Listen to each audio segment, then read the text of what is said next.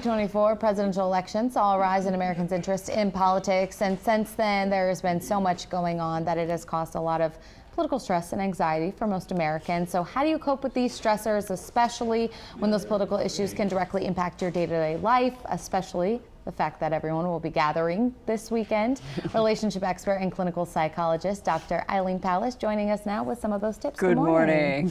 All right, we know a lot of people are going to be gathering around the dinner table, picnic table, whatever it is this weekend, and politics are bound to come up at one point or another. Right. We don't need fights among family. Yeah, you said it's something you're dealing with a lot right now. It is. It's very common. Actually, we know that 65% of people are saying that they're having difficulty with feeling exhausted from politics, and 55% are saying that they're angry. We actually have identified that it's a significant source of anxiety that is not fitting in with categories of other diagnostic criteria. It's its own identity, which is why I called it political anxiety. And it's causing people to say they have a decrease in sleep, that they have difficulty in relationships, and that they have obsessive thinking and even increases in suicidality. So it is something serious we need to consider. This is very serious. How do you limit exposure when it feels like it's everywhere?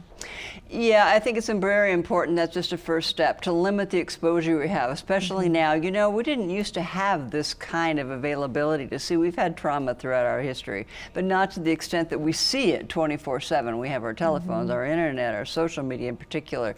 So sympathetic activity, which, you know, your fight or flight mechanism, which kicks up when you see crises, dangers, threats, wars, we hear all day long. And so it's causing increased physiological responses and psychological responses. So the idea here is limit the amount of exposure. We are not wired evolutionarily to handle this much stress. Yeah, sometimes you just gotta take a break from it all. Take a break. And then your next step was to balance between negative stress and positive constructive action.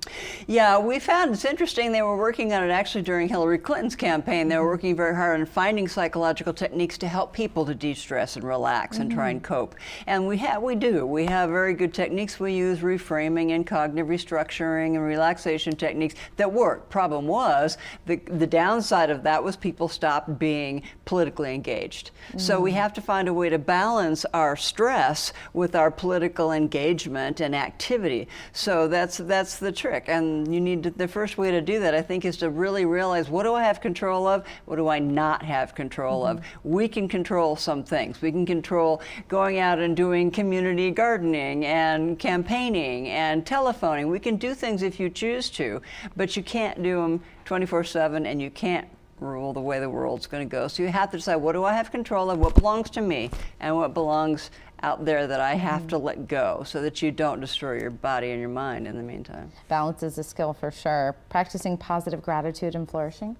That's one of the positive psychology movements, been very helpful with this. They're thinking occasionally about gratitude, not just the negative things, but gratitude and flourishing and appreciation really can help people to be politically active without causing the stress that causes physical and emotional damage. I think that's a great one. How about fostering positive social connections and good boundaries? We're social animals. We really need social connection. It's important to be with people, and if you start sabotaging all of your relationships, you're in trouble. So I think it's using your boundaries. You hear that in psych all the time, right? Use your boundaries. Be aware of who you're talking to. Don't do it with your work colleagues. Maybe not do it certainly with family. You talked about Easter. Be careful. Don't talk to children about this. They don't have any control over how to handle this. So be aware of who you're talking to and using appropriate boundaries so that you can keep your social support. We can work together and not turn against each other. I like that one. You don't want to lose family and friends over this.